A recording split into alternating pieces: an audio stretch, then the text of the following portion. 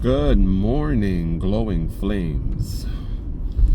I wanted to share with you today that when you are faced with difficulties and everything around you seems to be going wrong, that is a time when you need to be more yourself, have a stronger constitution, and to keep doing it anyway. This idea of keep doing it anyway is the secret that people do that you think are successful, that have this magical ability to continue to persevere. Is feelings are guides to, they're like barometers, right? They tell you what's happening around you. They're kind of like when you feel like goosebumps. They're without them, you kind of are robotically moving through life. But they're guides, right? When you feel cold, you shiver.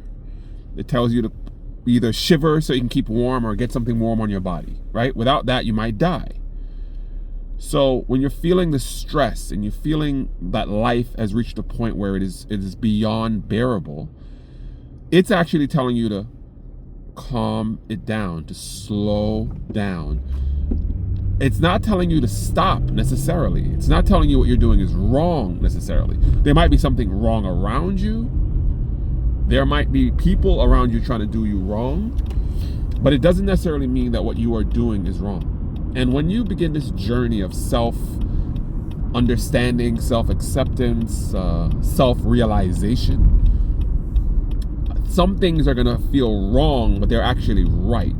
You are reaching the point at which you're terrified that you're exposing yourself. You're going to feel naked. And not in the good way. You're going to feel exposed, like every bad thing about you is going to be bare to the world. You're fine if they see one or two things that you like expressed thing, you might have an anger problem. All right. You might be a little gossipy. Not the end of the world, but when they start seeing all of your frailties and weaknesses, that can get to some people. That can get you a little bit want to go back into your shell, but we're not going to go back into our shell.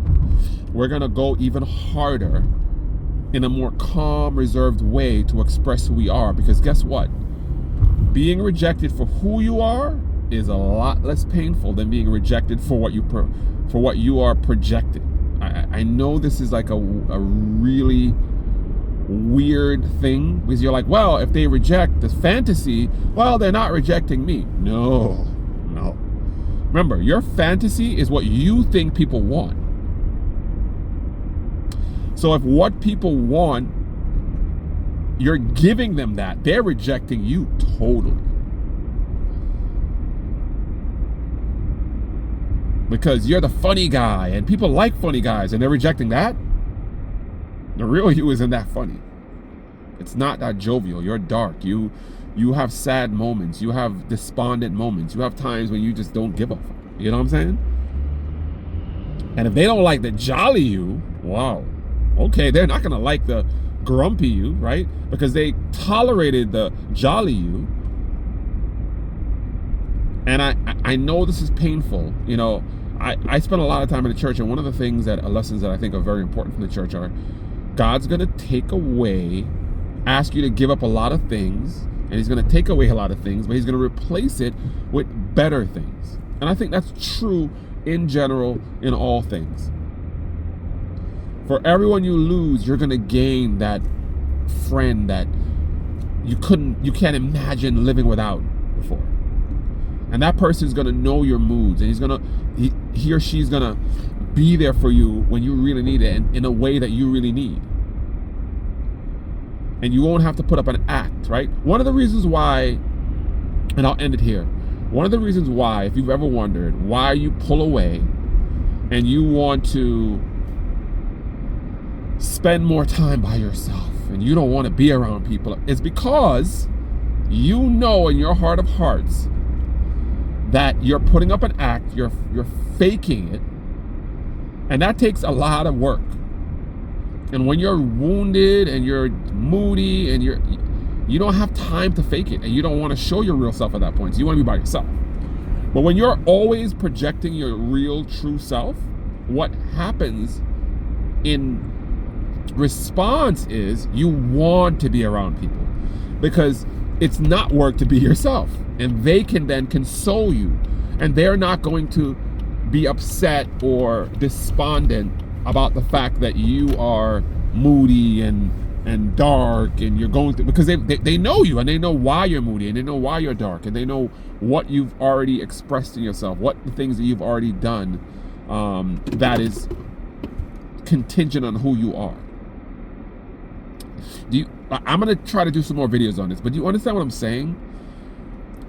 The ways that you're acting are counter to yourself. That's why you want to be alone. That's why you're like, leave me alone. I'm going to stay in my house. I don't want to deal with anyone ever again. I've done that.